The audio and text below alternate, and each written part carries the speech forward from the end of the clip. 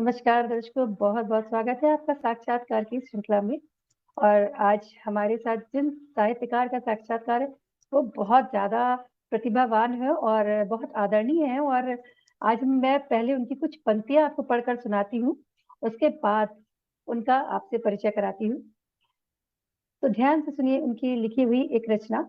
असंभव कुछ भी नहीं, छुपा हुआ है पॉसिबल, इम्पॉसिबल है जो नाम। मनवा तू क्यों डर जाए रे, कर सकते हैं हम सारे काम। बनी रहे जब लगन कार्य की, मन में निशुल्क मन में निश्चय कर लेंगे। पक्की हो इच्छा शक्ति, नहीं असंभव कोई काम। छुपा हुआ है पॉसिबल, इम्पॉसिबल है जो नाम। दृढ़ प्रचारी महलों की अट्टालिकाएं गगनचुंबी बुर्ज खलीफा जैसी है। इमारत ऊंची लंबी, आसमान में उड़ते यान। 1000 फीट चलती पनडुब्बी बनी होगी कैसे। पक्की हो इच्छा शक्ति, तो फिर असंभव नहीं कोई काम। छुपा हुआ है पॉसिबल, इम्पॉसिबल में है जो नाम। अष्टभुजा ऑक्टोपस जैसी असीम अजूबी ताकतवर, मशीनें अनेक असंभव सी बनाई किसने वह भी। दुबले पतले आत्मविश्वासी जिजीविसा से भरे हुए हैं जो इंसान। पक्की हो इच्छा शक्ति, तो नहीं असंभव कोई काम। पक्की हो एक सेकंड। छुपा हुआ है पॉसिबल, इम्पॉसिबल है जो नाम। कितने कठिन कठोर संघर्ष किए होंगे कैसे। हिमालय के एवरेस्ट पर्वत की दुर्गम ऊंचाई को किसने नापा अपने कदमों से। चंद्र और मंगल की धरती क्या है वहां, किसने हमें बताया होगा। सूर्य और तलवार को किसने और क्यों बनाया होगा। पक्की हो इच्छा शक्ति, तो फिर असंभव नहीं कोई काम। छुपा हुआ है पॉसिबल, इम्पॉसिबल में जो है नाम। सबका एक ही जवाब, असंभव को भी संभव बना देती। मानव की जिजीविषा असंभव को संभव कर देती। मानव मन की इच्छा, विषय की बारीक बातें कमजोर कड़ी होगी कहाँ। ध्यान दीजिए उस पर पहले, तब कदम बढ़ाइए आगे और कीजिए हर एक काम। छुपा हुआ है पॉसिबल, इम्पॉसिबल में है जो नाम। मन में सोचे सारी विषय वस्तु, पारंगत लेखकों में गर होना है। हर एक पहलू सोचे पहले, कहानी का अंत क्या हो। कविता का विषय जो शब्दावली बने मोहक, लीजिए सार भाव भरी लय हो। व्याकरण वर्तनी मात्राएं भाषा पर पकड़ रहे पूरी पूरी। एकांत लेखक सेवन लेखक के लिए, जब जन्म से रचना पूरी। छुपा हुआ है पॉसिबल, इम्पॉसिबल में है जो नाम। मनवा तू क्यों डर जाए, कर सकते हैं हम सारे काम। इतनी सुंदर कविता की रचना करने वाली लेखिका से आज हम आपका परिचय कराते हैं। तो स्वागत करते हैं स्टूडियो में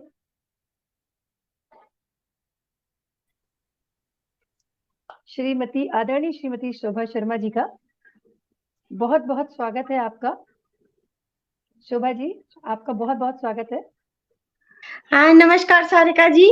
और जी आपका बहुत बहुत धन्यवाद आपके इस पटल पे बुलाने के लिए। जी। और आपके आने से आज हमारा चैनल बहुत धन्य हो गया, क्योंकि दर्शकों हम आपसे बताना चाहेंगे कि बहुत ही प्रतिभावान महिला है। और आज के इस दौर में इतनी अच्छी कविताएं लिखना, इतनी अच्छी कहानी लिखना, साथ में परिवार को संभालना और उद्घोषिका के रूप में काम करना, बहुत सब कुछ संभाला। और इतने अच्छे विचार, इतनी प्रेरणादायक जो आपने अभी कविता सुनी, ये श्रीमती शोभा शर्मा जी द्वारा ही लिखित है। सबसे पहले इतनी सुंदर कविता लिखने के लिए आपको बहुत बहुत बधाई। वाकई कोई भी काम असंभव नहीं धन्यवाद। है। जी, कैसे प्रेरणा मिली इस कविता को लिखने की आपको। मेरा काम मूलतः प्रेरणा देना ही है। जी जो कहानियां भी मैं लिखती हूँ, कविता भी लिखती हूँ, तो एक उसमें प्रेरणा होना चाहिए जो पाठक के लिए और श्रोता के लिए मन में उत्साह पैदा कर दे। तो वो एक ये मेरे अंदर की इच्छा होती है कि जो भी मैं लिखूं उसको वो कहीं ना कहीं प्रेरणा मिलनी ही चाहिए उसमें। बिल्कुल। तो दर्शकों जल्दी से जुड़ जाइए और पूछिए अपने सवाल। सबसे पहले हम चाहेंगे कि आप अपना परिचय दें। क्या क्या है, आप कहाँ से हैं, और पूरा अपने बारे में कुछ बताइए हमारे दर्शकों को। जी जी। मैं पहले तो अपना नाम बताना चाहूँगी, आपने बता ही दिया है, शोभा शर्मा। जी और जी छतरपुर से बिलॉन्ग करती हूँ, मध्य प्रदेश छतरपुर से। जी यहाँ पर आकाशवाणी स्टूडियो भी है जिससे मैं जुड़ी हुई हूँ, जहाँ से मैं कहानियों का प्रसारण करती हूँ अपनी। जी और साहित्य के क्षेत्र में मैं करीब 30 सालों से बराबर कुछ न कुछ लिख रही हूँ। 94 से मैंने लिखना शुरू किया, 93, 94 से। तो 2008 तक लिखा मैंने। और जी इसमें सरिता, मुक्ता, मेरी सहेली, गृह शोभा, गृहलक्ष्मी, वनिता जितनी भी महिला पत्रिकाएँ हैं, वो सब मैं पढ़ती थी और उनमें लगातार लिखती थी। और इसके भी पहले 92 से 1-2 साल मैंने नवभारत, जबलपुर, दैनिक भास्कर इनमें छोटी-छोटे लेख और परिचर्चाएँ देना शुरू किया था। जी और कहना चाहिए इसके पहले जब वो मैं पढ़ के मतलब निकली, एमएससी बीएड किया है मैंने, वो तो इसके बाद जॉब लग लग गई थी। लेकिन पारिवारिक स्थितियाँ ऐसी रहीं कि जॉब कर नहीं पाई। तो फिर मैंने आकाशवाणी जॉइन की और वहाँ पे कंपेयरिंग करना शुरू किया। और अपनी लोकल लैंग्वेज में बुंदेली में कंपेयरिंग करती थी। काफ़ी समय किया और बहुत लोकप्रियता थी उस समय रेडियो की। अ, जी न बहुत फैन लेटर्स भी आते थे और उसमें बुंदेली कार्यक्रम में मैं उमा भोजी के नाम से आती थी। नाम उन दिनों ओके चेंज किए जाते थे, अपने जी असली नाम से नहीं आते थे। इसके बाद फिर जी मैंने लिखना शुरू किया, तो जी लिख ले जब वो जॉब नहीं कर पाई तो लेखन की तरफ मेरा रुझान हो गया और जी लेखन की तरफ पूरा ध्यान दिया। तो शुरुआत की अखबार से फिर धीरे-धीरे मुझे खुद ही पता चल गया कि मैं कहानी में ज़्यादा अच्छा लिख सकती हूँ। तो फिर जी कहानी देना शुरू किया। 2008 जी के बाद थोड़ा-सा मेरे लेखन में गैप आया, एक 8-10 साल का। लिखा तो लेकिन जी मैंने प्रकाशित नहीं करवाया। तब फिर जी मुझे मिली प्रतिलिपि। तो प्रतिलिपि जी पर मैंने पहली कहानी प्रतियोगिता में ही डाली, वो कथा प्रतियोगिता हुई थी। तो जी उसमें मैंने पहली कहानी सबमिट की। उसके बाद से प्रतिलिपि ने मुझे 30 के लगभग पुरस्कार दिए हैं और धारावाहिक में भी प्रथम पुरस्कार, कलमकार सम्मान दिया और इसके पहले न सरिता में, मेरी सहेली में कहानी जो प्रतियोगिताएँ होती थी उसमें कथा सम्मान में पा चुकी हूँ। जी। इतनी विशेष उपलब्धियाँ हैं आपके पास कि वाक़ई आप एक प्रेरणा हैं लोगों के लिए, जो महिलाएँ ख़ास तौर पे घर पर रहती हैं और कुछ नहीं कर पाती हैं, उनके लिए आप विशेष प्रेरणा है। तो दर्शकों, आपको पता होगा एक 90 का जो दशक था, उसमें लोग पत्रिकाएँ पढ़ते थे। मैं भी बहुत पत्रिकाएँ पढ़ती थी शोभा जी। हो सकता है मैंने आपकी कोई कहानी पढ़ी भी हो और उस समय एक ऑनलाइन का ज़माना नहीं था।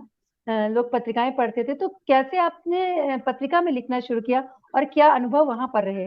और क्या कभी ऐसा हुआ कि आपकी किसी फैमिली मेंबर या दोस्त या किसी ने जाना कि ये वही शोभा शर्मा है जिनकी मैंने कोई कहानी इस पुस्तिका में पढ़ी?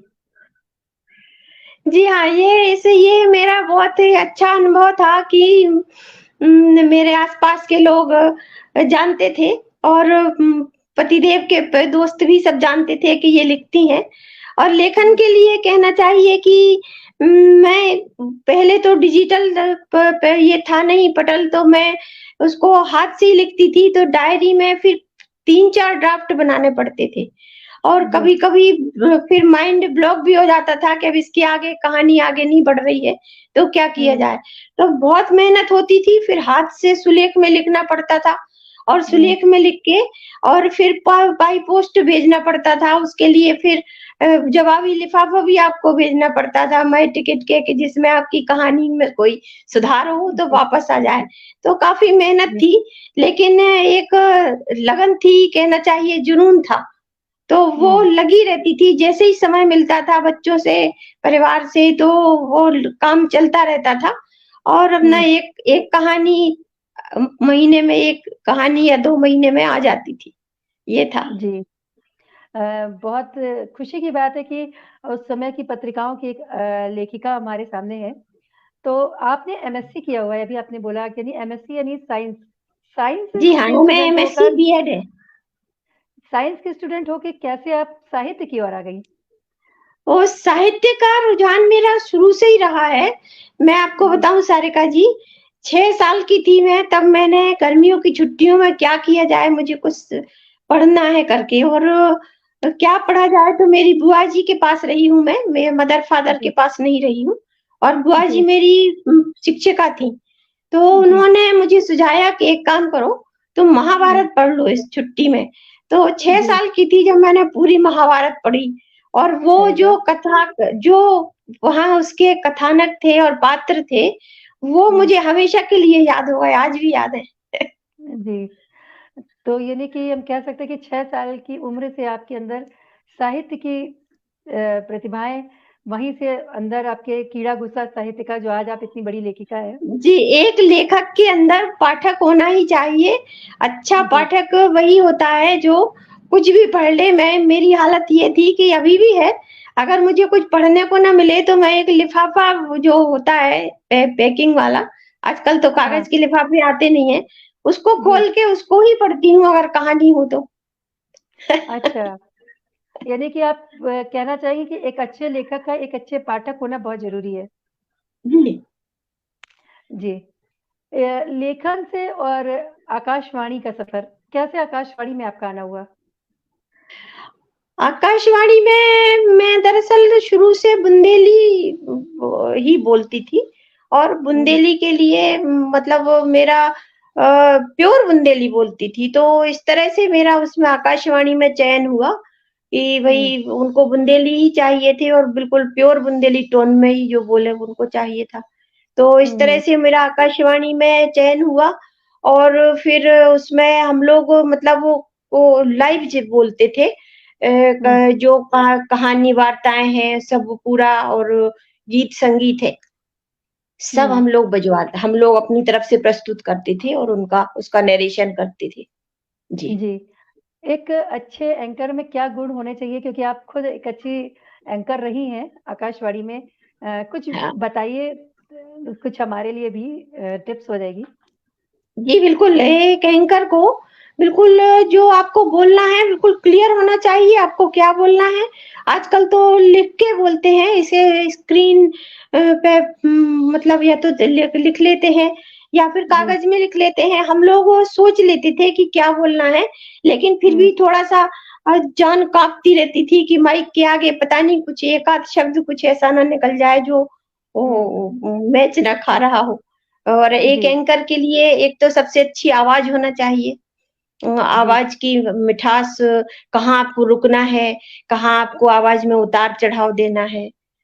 हुँ। ये क्या भाव हैं आपके वाक्य के, वो उस भाव के अनुसार से आपकी आवाज़ का उतार-चढ़ाव होना चाहिए। जी, बिल्कुल आपके इस टिप्स को मैं ज़रूर फ़ॉलो करूँगी। शोभा जी आप इतनी अच्छी आपकी आवाज़ तो वाक़ई बहुत अच्छी है। कुछ सुनाइए कि कैसे आप एंकरिंग करती थी? कुछ रेडियो के ताज़ा अनुभव हो जाएँगे हम लोग को सुन जो यादें ताज़ा हो जाएँगी हम लोग की। देखिए, जो मेरा एक उपन्यास है, मैंने शायद आपसे चर्चा भी की होगी। एक थी मल्लिका, उसमें मैंने कुछ जी, बुंदेली लाइन कुछ बीच-बीच में जोड़ी हैं। तो उसका जो हुँ, एक ख़ास लाइन है जो जिस पे वो आधारित उपन्यास पूरा लिखा गया, तो वो मैं जी, आपको सुनाना चाहती हूँ, और जी, उसको सुन के पाठक समझ जाएँगे कि किस तरह से मैं एंकरिंग किया करती थी। तो वो जी, लाइनें बिल्कुल। हैं, "ओ लाला, तना किते तो आइयो, हमारे जूड़ा को गुलाब गिर गओ है ड्योढ़ी पे, तना को ठाए तो ले आइयो।" तो जी, ये शब्द जो ये लाइन है, जो रात के 12 बजे जी, हवेली की मल्लिका थी, जो हवेली में मल्लिका भोजी थी, वो रात जी, के 12 बजे राहगीर को कोई वहाँ से जो निकलता था उसको बुला हुँ, करके अपनी ओर आकर्षित करती थी कि हमारा गुलाब जो नीचे गिर गया है जूड़े का, जी, वो उठा के जी, आप अंदर चले आओ। लेकिन जो अंदर जाता था, वो फिर उसका क्या होता था, वो वापस आ पाता था या नहीं। और ये जो जी। लाइन है, ये सत्य लाइन है, ये सत्यता टीकमगढ़ में आज भी किसी से पूछी जा सकती है, सिर्फ़ एक लाइन पर ये उपन्यास लिखा गया है। जी। ये जो आपने अभी उपन्यास बोला एक थी मल्लिका, ये मेरे ख्याल से पुस्तक के रूप में भी उपलब्ध है अमेज़न में। क्या है इसमें जी हाँ। ख़ास, क्या इसकी विशेषता है इस उपन्यास की? जी, ये उपन्यास जो है, ये हॉरर और रहस्यमयी विधा में लिखा गया है। जी, और इसमें क्या है कि एक मल्लिका भोजी है जिसका नाम दुलारी होता है, तो जी, बाल विवाह किया जाता है उसका। और जी, जिसके साथ विवाह होता है वो मौजूद नहीं होता है, तो जी, उसकी कटार के साथ विवाह कर दिया जाता है और वो महलों में आ जाती है, मल्लिका जी, भोजी। वहां जी, से उसके साथ क्या-क्या षड्यंत्र होते हैं, क्या-क्या चालें जी, चली जाती हैं। वो जी, अबोध बालिका जो थी, वो अपने जी, आप को उन चालों से कैसे बचाती है और उसके साथ क्या-क्या घटता है। और इसके बाद है तो वो काफ़ी समय 100 साल बाद उस जी, झरोखे हवेली के झरोखे से मैं बैठी जी, हुई रात के 12 बजे और सबको जी, अपने अपने दुखद जो उसका कथा है या कहना चाहिए उसके साथ जो घटा है वो सुनाना चाहती है अपनी आप बीती। जी, लेकिन जी, कोई राहगीर जो अंदर जाए तो फिर वो जी, उसको बिठा के सुना पाती है या नहीं।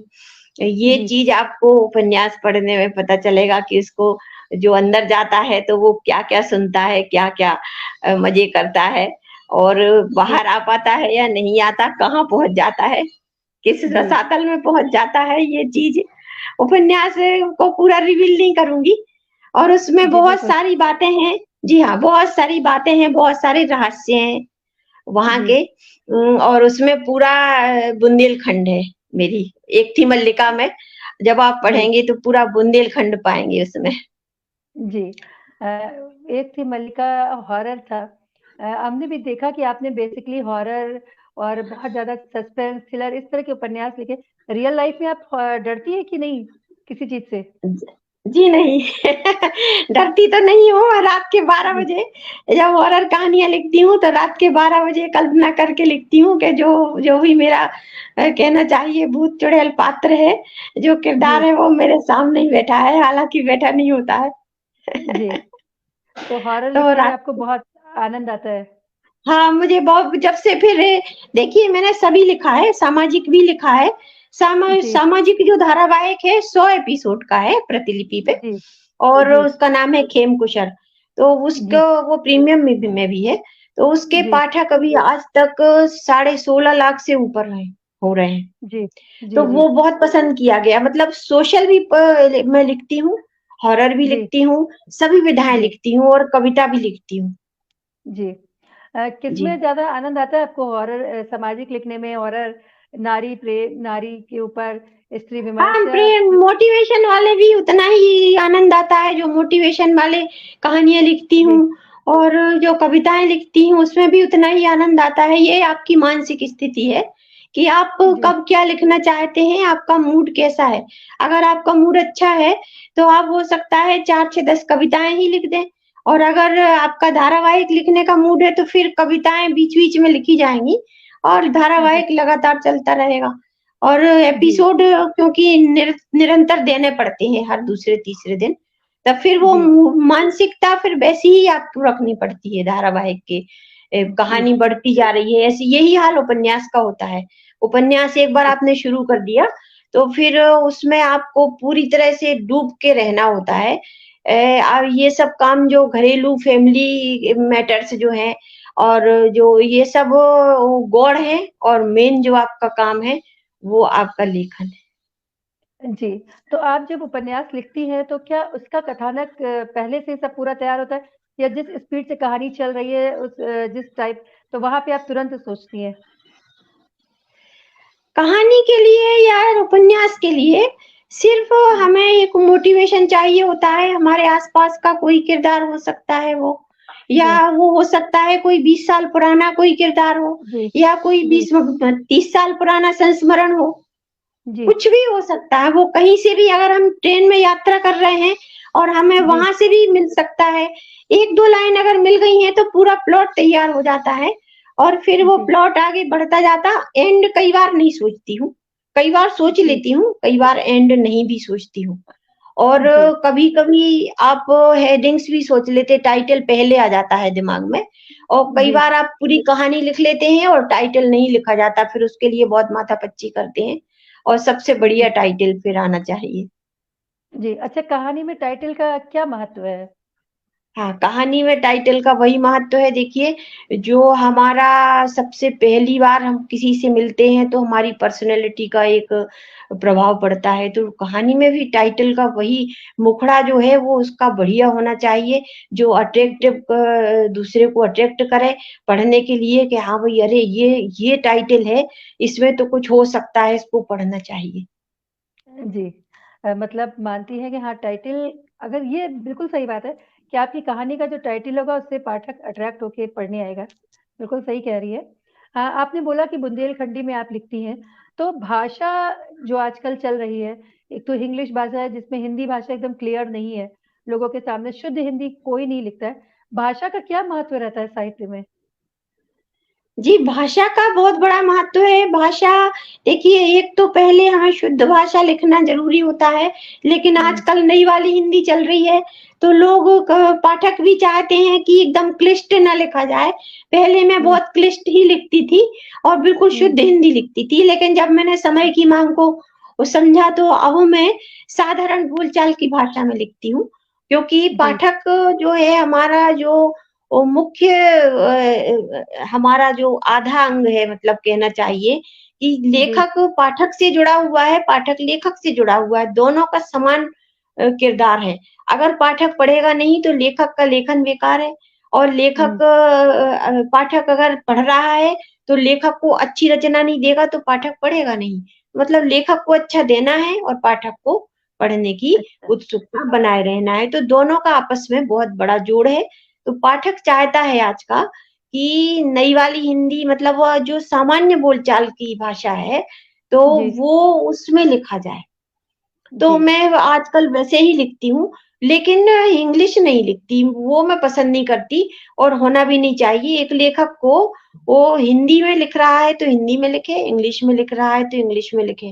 रोमन में उसको आधी हिंदी, आधी इंग्लिश मत लिखे, वो उससे क्या है कि भाषा का जो प्रवाह है, वो जी, खत्म होता है। जी। बिल्कुल। और आज मात्राएँ जी, हैं, विराम है, देखिए वर्तनी है, व्याकरण। अशुद्धि हुँ, है, छोटी-बड़ी की मात्रा की अशुद्धि है। अब आप कहीं कुछ को कुछ लिख रहे हैं, कहीं तो इस तरह से जब लेखन करते हैं लेखक, नए लेखक जो हैं, तो वो जी, जी, उसमें प्रवाह तो बिगड़ता ही है और पाठक का जी, मूड भी बिगड़ जाता है कि ये कितना गलत लिखा है, ये मुझको नहीं पढ़ना। तो 2-4 पन्ना पढ़ के और फिर पाठक उसको रख देता है, ये होता बिल्कुल। है। जी। आज के समय में लेखक जो है खुद छपवाते हैं अपनी कहानियाँ, और आप एक ऐसी लेखिका हैं कि प्रकाशक खुद आपके पास आए, आपकी कहानी की उपन्यास छपना है। तो क्या अनुभव हुआ इसमें? क्या फीलिंग आई आपके मन में? जी, वो तो कहना चाहिए कि मुझे एक तो प्रतिलिपि से बहुत बड़ा रिवार्ड मिला मुझे। मैंने प्रतिलिपि पे जो कहानियाँ अपनी डाली, उनको हुँ, मेरे प्रकाशक ने पढ़ा और हुँ, उन्होंने उसी में से एक कहानी चुनी। उन्होंने कहा कि आप इस पे उपन्यास लिखिए। अब जी, देखिए मेरे सामने कितनी बड़ी चुनौती थी कि एक कहानी को मुझे उपन्यास बनाना था और हुँ, 3000 शब्द की कहानी को वो 70-75,000 शब्दों में कन्वर्ट करना था। लेकिन जी, जब उन्होंने मुझे उत्साह दिया कि जी, छापने वाले हम हैं, आप लिखिए, तो जी, उसको फिर मैंने 30,000 में, पहले संस्करण जी, में 30,000 शब्द किए और वो किताब छपी। लेकिन जब मेरे जी, हाथ में आई तो मुझे मज़ा नहीं आया। मैंने कहा, अरे ये तो इतनी पतली सी किताब है, इसमें क्या मज़ा आएगा? तो जी, वो बोले कि तो फिर ठीक है, इसको बढ़ाइए। तो फिर मैंने कहा कि ठीक है, बढ़ाते हैं। फिर उसको जी, मैंने 75,000 शब्दों में किया। जी, अब वो उपन्यास के रूप में आई, लेकिन उसमें सबसे बड़ी खूबी क्या थी कि थीम उसकी ज्यों की त्यों थी, थीम उसकी हुँ, चेंज नहीं हुई थी। बिल्कुल जैसी आप 3000 शब्दों में कहानी पाएँगे, वैसी ही 75,000 शब्दों में कहानी मिलेगी। तो ये एक खूबी थी और प्रकाशक ने इसीलिए चयन किया था कि ये हुँ, मतलब लिख पाएँगी, तो मुझे कोई पैसा नहीं लगा है और पेड में करवाना भी नहीं चाहिए, क्योंकि पेड अगर जी, आपने प प पब्लिकेशन पेड पब्लिकेशन पे गए और आपने अपनी किताब पब्लिश करवा ली, तो फिर उसके बाद आपको उसको सेल करने में दिक्कत जाएगी, पाठक ही नहीं मिलेंगे, तो फिर क लिखने का फ़ायदा क्या है? जी, बिल्कुल। आप प्रतिलिपि ऐप आया है या टेक बहुत सारे ऐप आए हैं जो ऑनलाइन हैं। ऐसे जी ऐप हाँ। आने से लेखकों को बहुत फ़ायदा हुआ है, लेकिन आपको कहीं नहीं लगता कि एक अच्छे साहित्यकार खोते जा रहे हैं और जिसको देखिए थोड़ा-सा मसाला, अश्लीलता डाल के उपन्यास लिख दिया और ऐसे लोगों के पाठक वर्ग भी है। तो आपको क्या लगता है कि हमारा साहित्य किस दिशा में जा रहा है इस समय? हाँ, ये तो आपकी बिल्कुल बात सही है, मैं भी आपसे सहमत हूँ। और क्या है कि ऐप जो आ गए हैं, तो इस पर जी, हर किसी को पब्लिश करने का अपना जो भी लिख रहे हैं, सब कुछ पब्लिश जी, करने की आज़ादी है।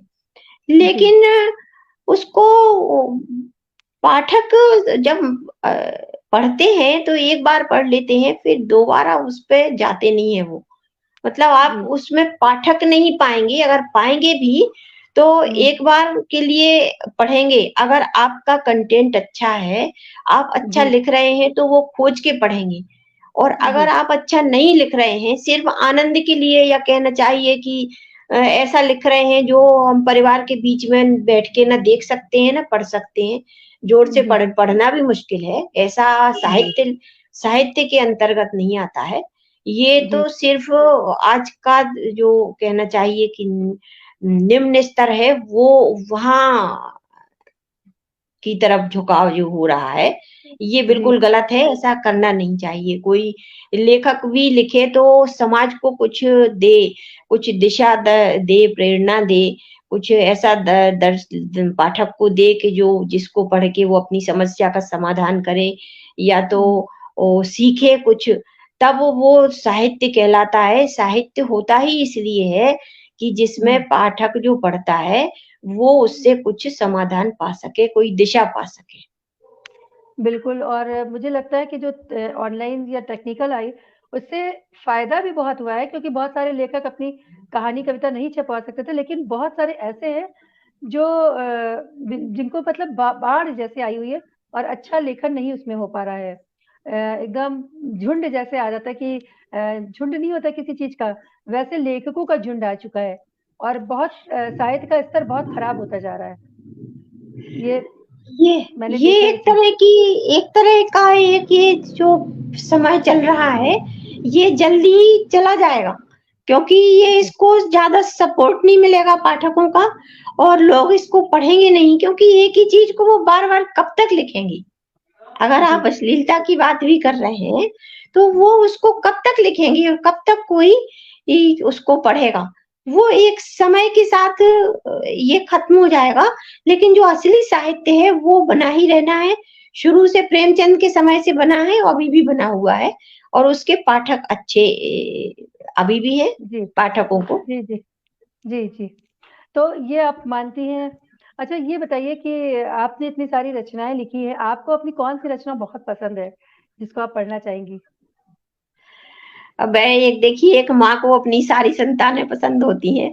अगर कोई जी, दूसरा ना भी पसंद करे तो भी उसको वो सारी संतानें अपनी पसंद होती हैं। तो जी, को किसी को कम रचना को किसी को कम पाठक मिले और किसी को जी, ज़्यादा पाठक मिले। देखिए एक मैंने कहानी लिखी थी विकल्प। तो विकल्प कहानी प्रतिलिपि पे पड़ी है वो कहानी जी, और जी, फिर उसको उसको मैंने फिर विकल्प में मुझे टाइटल में मज़ा नहीं आया, तो उसमें उसको मैंने टाइटल दिया 1 घंटा 10 मिनट की रेस। तो वो जी, मैंने खुद मेरे ऊपर घटी कहानी है। उसको मैंने खुद अब जिया है कहानी को और जो-जो उसमें घटनाएँ हुई और ट्रेन में चढ़ना और कोई जो ऐसा मिला जो चलती हुई ट्रेन में उसने क्योंकि मुझे बहुत ज़रूरी था उस समय जाना और उसने चढ़ा दिया और धक्का देके अंदर कर दिया और लोग चिल्लाते रहे कि टीटी खुद चिल्ला रहा था कि मैडम आप मत चढ़िए अभी कुछ हो सकता है। लेकिन चूँकि ऐसी परिस्थितियाँ थी कि मुझे जाना बहुत ज़रूरी था और वो जिसको मैंने बैग दे रखा था, वो बोला मैडम आप चढ़ जाएँगी? मैंने कहा बिल्कुल चढ़ जाएँगी। चढ़ूँगी मैं, मुझे ज़रूरी है जाना। उसने मुझे हुँ, चढ़ाया और वो कहानी मैंने वहीं ट्रेन में बैठ के लिखी। 4-3 घंटे की हुँ, जर्नी थी, वो मैंने वहीं मोबाइल जी, पे ट्रेन में वो कहानी लिखी और पब्लिश की और सभी ने बहुत पसंद की। तो कभी-कभी लेखक ऐसा भी करता है कि आपका जो उसमें पूरा खुद मौजूद होता है और कभी-कभी किसी रचना में थोड़ा-सा मौजूद होता है, क्योंकि एक लेखक कहीं न कहीं तो छूट ही जाता है अपनी रचना में, थोड़ा-सा जी, उसका अनुभव कहीं न कहीं आता ही है। ऐसा नहीं है जी, कि सिर्फ कल्पना हो, थोड़ा-सा जी, यथार्थ भी होता है, थोड़ी कल्पना भी होती है। जी। अगर हम किरदारों की बात करें तो कहानी में कितना महत्व होता है मेन लीड के अलावा जो एक्स्ट्रा रोल होते हैं, एक्स्ट्रा कलाकार होते हैं या जिनको कह सकते हैं एक्स्ट्रा होते हैं सहनायक, नायिका, उनका क्या महत्व होता है? नायक नायिका की जो जो है वो तो मेन मूल किरदार है ही, लेकिन यदि आप जब कहानी बढ़ाते हैं तो फिर आपको सहनायक और सहनायिका की भी आवश्यकता पड़ती है, एंट्री उनकी करानी पड़ती है, क्योंकि आप अगर अब आजकल जो अभी धारावाहिक चल रहे सीरीज वेब सीरीज चल रही हैं, तो जी, उनको उनके लिए जब लेखन आप शुरू करते हैं, तो उसमें एक ही परिवार की या एक ही नायक नायिका की कहानी चलती रहेगी तो उनके भाव तो आपको देना ही है, कब तक चलेगी? तो इसके जी, साथ-साथ आपके साथी जो साथ में जो चल रहे हैं किरदार, उनको उनको भी विकसित करना ज़रूरी है और वो जैसे जी, हम हैं, तो हमारे साथ-साथ समाज जुड़ा हुआ है, हमारे साथ परिवार जुड़ा हुआ है, आस-पड़ोस जी, जुड़ा हुआ है, तो यही तो कहानी है। इस कहानियाँ आपके आस-पास ही बिखरी हुई जी, आपको उनको वो उतारना है कागज़ पर। तो जब वो जी, कहानियाँ उतारी जाएँगी कागज़ पर, तो उसमें हुँ, आस-पड़ोस भी आएगा, कोई दूसरा किरदार सह किरदार भी आएगा और जी, परिवार भी आएगा। परिवार से जुड़े हुए और लोग भी आएँगे, आपके बच्चों के दोस्त भी आएँगे और आपके दोस्त भी आएँगे। तो जिसकी जहाँ आवश्यकता महसूस होती है, उनको लिखा जाता है फिर। जी। पहले के समय में जब हम एक लेखक या एक कवि को कल्पना में लाते थे, जैसे मुंशी प्रेमचंद जी ये उपन्यास सम्राट है, जब वो हमारे सामने आते थे लेकिन उन्होंने बहुत गरीबी में अपनी ज़िंदगी बिताई है। इसके अलावा जब जी, कवि और लेखक की कल्पना है तो वो एक कुर्ता-पैजामा पहने हुए, एक झोला लटकाए हुए, टूटी चप्पलों से पहने हुए, एक वो कल्पना थी। आज के समय में लेखक और कवि का क्या परिवेश बदला है? क्या लेखक से इनकम हो रही है? या गरीब जो हम लोग देखते थे, सोचते थे, उससे आज का परिवेश, उससे आज के लेखक और कवि में क्या अंतर आया है?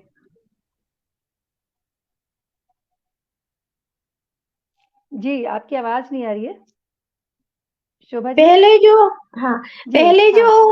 माहौल था, वो इतना फास्ट फॉरवर्ड नहीं था और जी, टेक्नोलॉजी में भी हम इतना आगे नहीं थे। तो जब वो हर तरफ परिवर्तन आ रहा है और विकास हो रहा है, तो जी, अब फिर लेखक और कवि का भी विकास होना चाहिए। वो जी, एक एक साथ और कई-कई अपने अर्निंग के साधन अपना रखा है।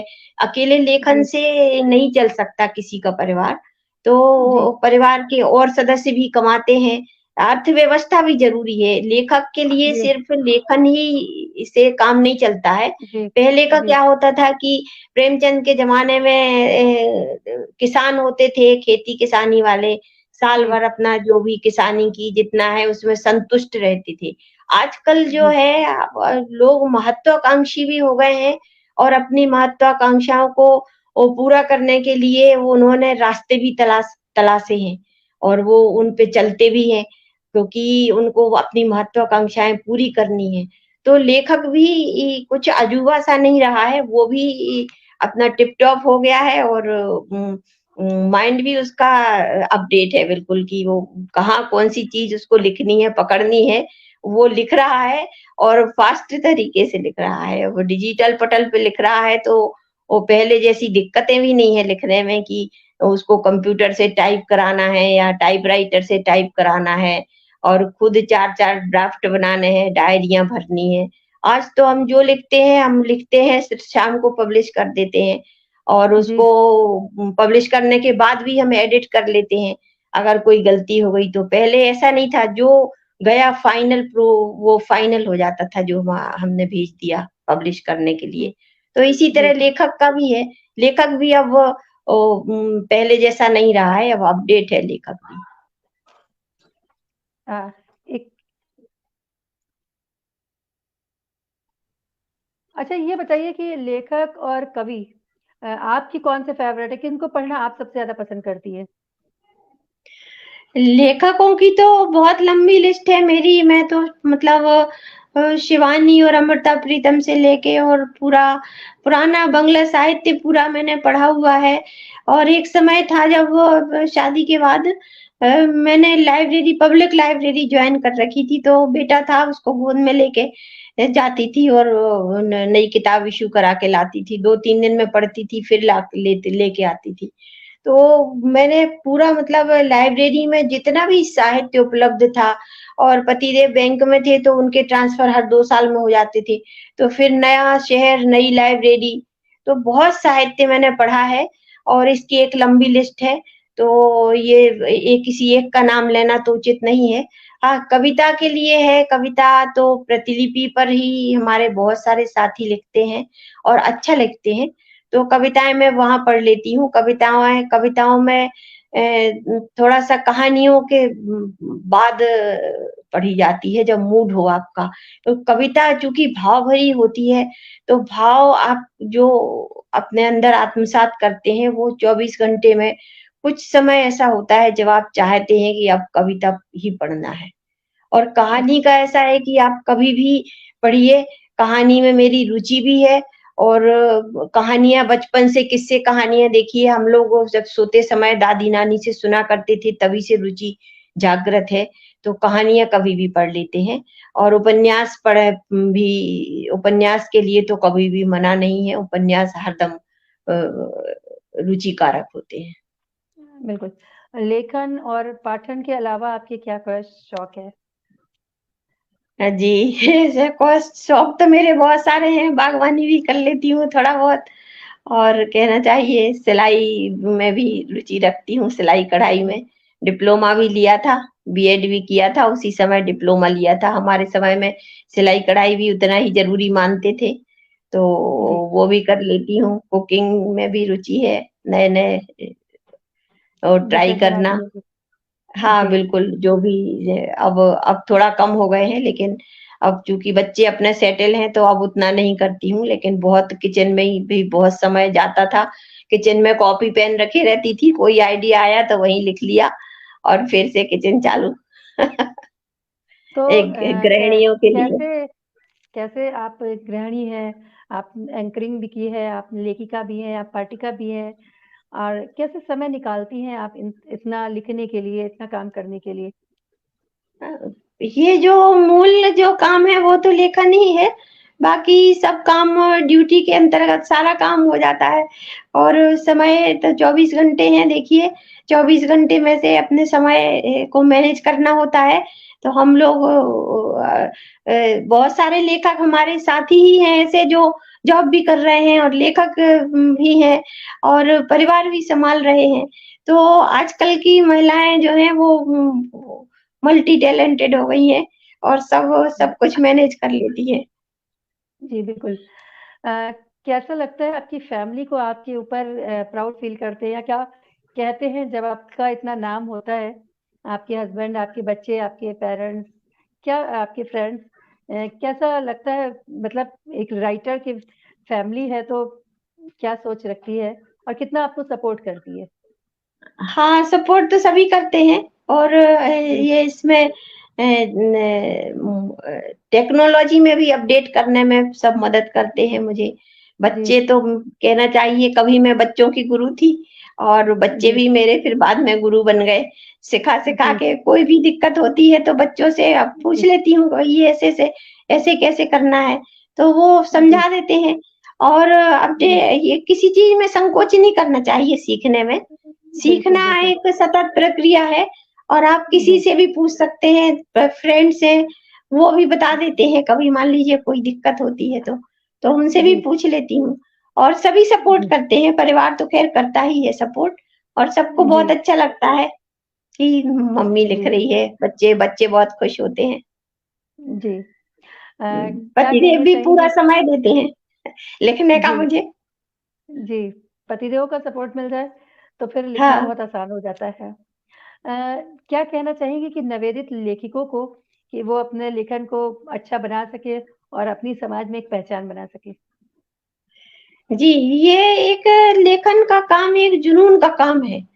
और जी, लेखन का क्या कोई भी काम आपको जो भी काम में आपने कदम रखा है जो काम करने के लिए, तो जी, उसको अब जब आप करेंगे तो तटस्थ तरीके से मत करिए, उसको जुनून के तौर जी, पे करिए, पैशन बना लीजिए उसको अपना, कि जी, आपको सोते-जागते हर समय आपके मन वहीं लगा रहे कि ये काम करना कैसे है, तो जी, तब वो जाके आपको आनंद मिलता है।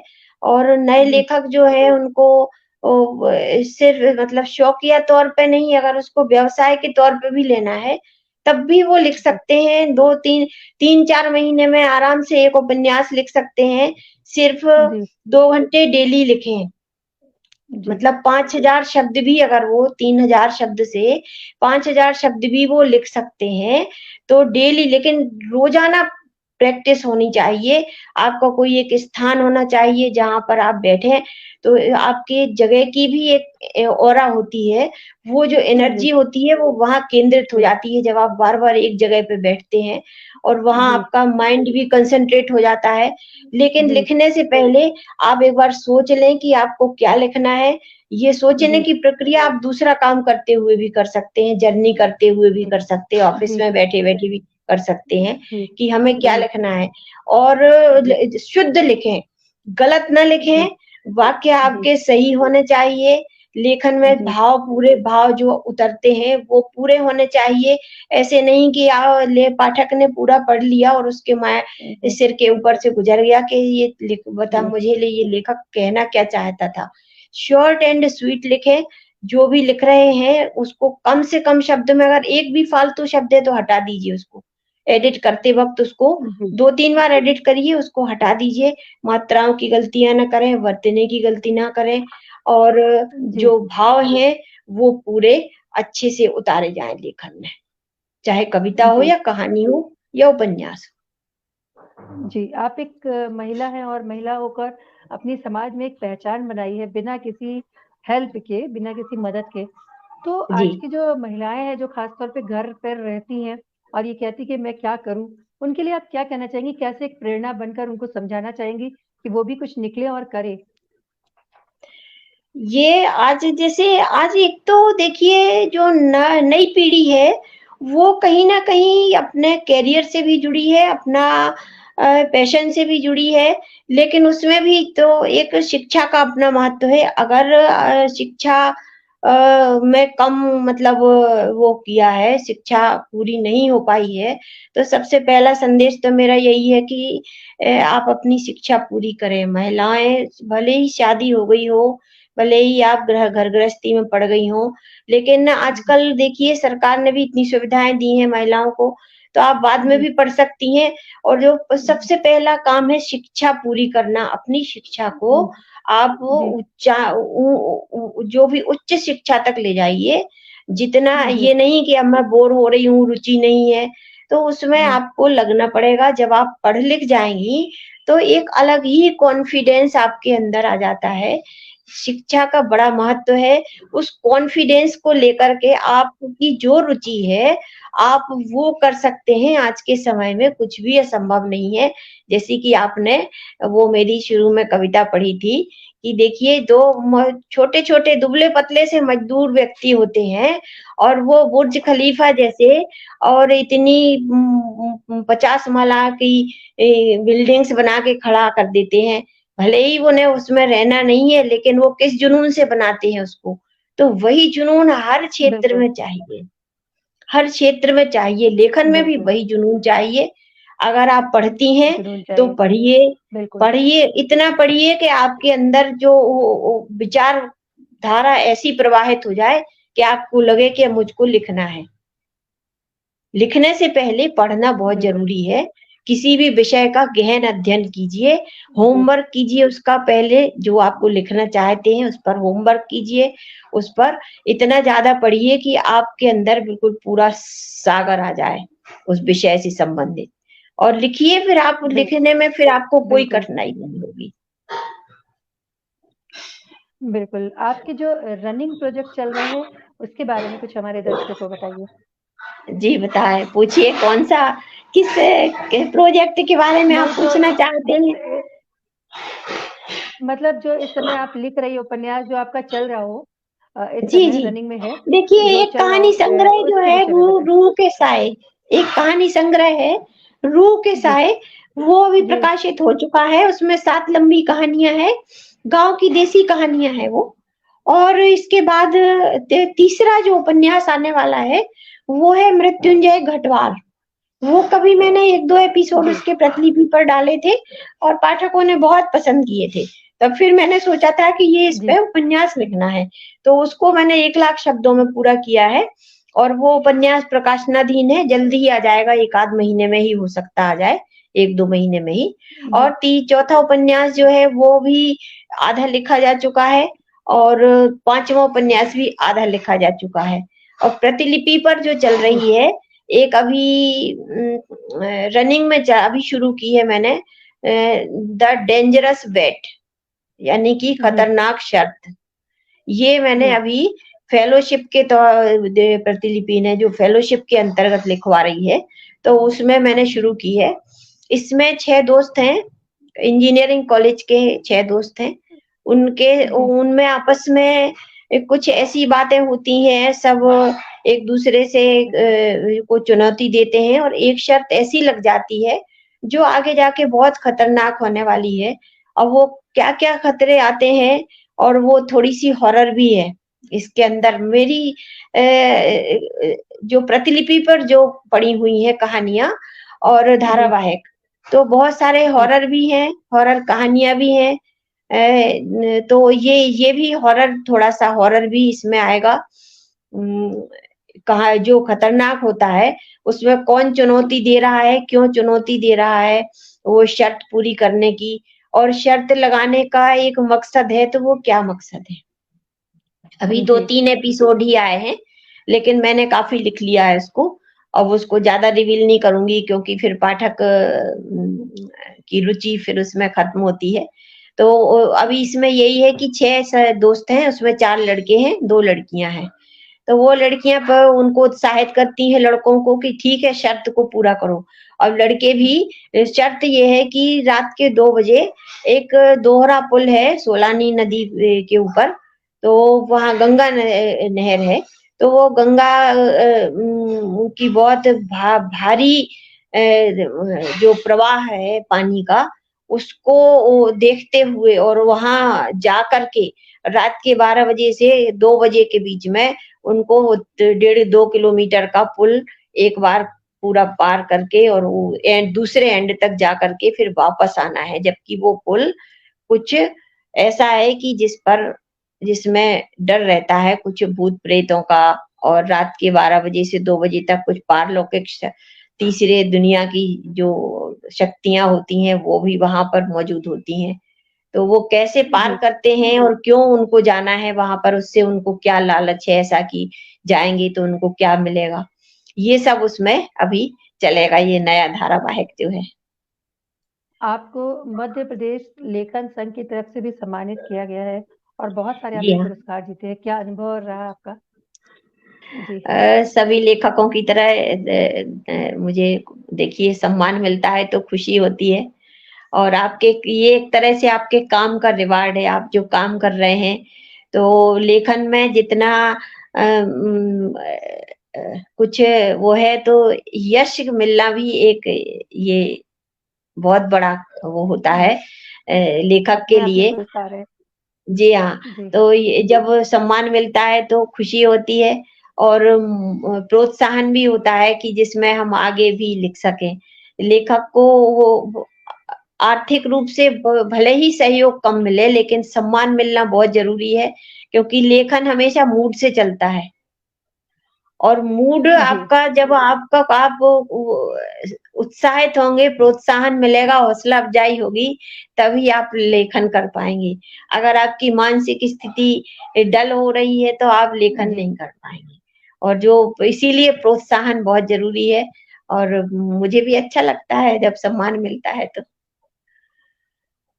हालाँकि जी, प्रतिलिपि ने जब मुझे कलमकार जी, सम्मान दिया, तो मुझे पता नहीं था, 1 दिन पूरे 1 दिन तक पता नहीं था, फिर मेरी फ्रेंड्स ने फ़ोन वो उस पे आने लग गए, हमारे ग्रुप में बधाइयाँ आने लग गईं, तब मालूम चला कि मुझे कलमकार सम्मान मिला है जी और बहुत खुशी हुई। फिर मैंने फिर फैमिली को बताया।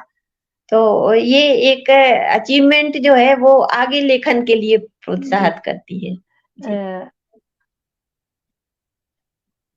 एक आप जी अ, जी शोभा जी, कैसा लगा आपको हमारे चैनल पर आकर? बहुत अच्छा क्या लगा कहना आपसे, चाहिए हमारे आप दर्शकों को? आपने जो क्वेश्चन पूछे उनके जवाब देने में मुझे बहुत अच्छा लगा।